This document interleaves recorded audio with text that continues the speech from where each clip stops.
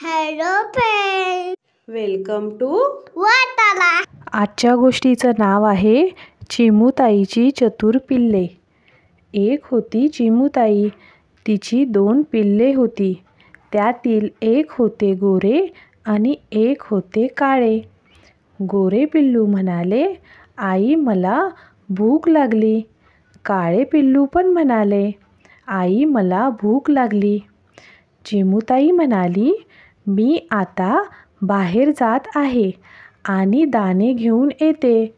तुम्ही मात्र घरात बसा आणि दार लावून घ्या. कुणी लबाड आलं व हाक मारली तरी दार उघडू नका. पिल्ले म्हणाली, बरे, आम्ही नीट आत बसतो. मग चिमूताई बाहेर गेली. एका कावळ्याने तिला बाहेर जाताना पाहिले. थोड्या वेळाने तो दारावर आला आणि पिल्लांना म्हणाला, चला पिल्लांनो, दार उघडा, मी खाऊ आणला आहे. पिल्ले आतून म्हणाली, काय तुझे नाव? आमची आई घरी नाही आहे. कावळा बारीक आवाज काढून म्हणाला, मी तुमची आईच आहे. लवकर दार उघडा.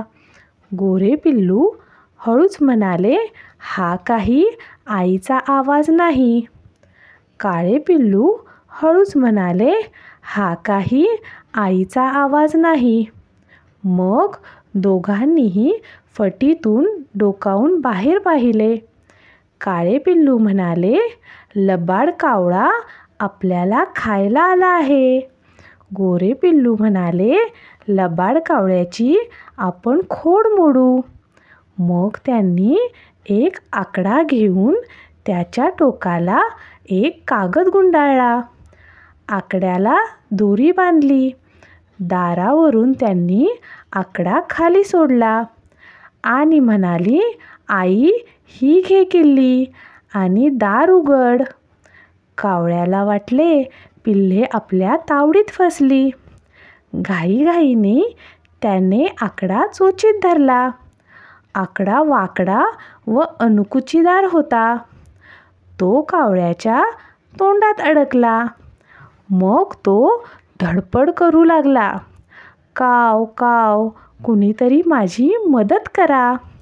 पिल्ले आत आनंदाने नाचू लागली.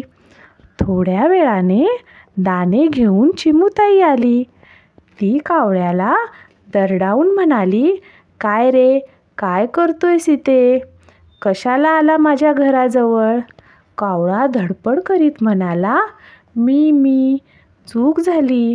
चिमूताई, मला क्षमा कर. पिल्लांनी आईचा आवाज ओळखला. त्यांनी फटीतून पाहिले.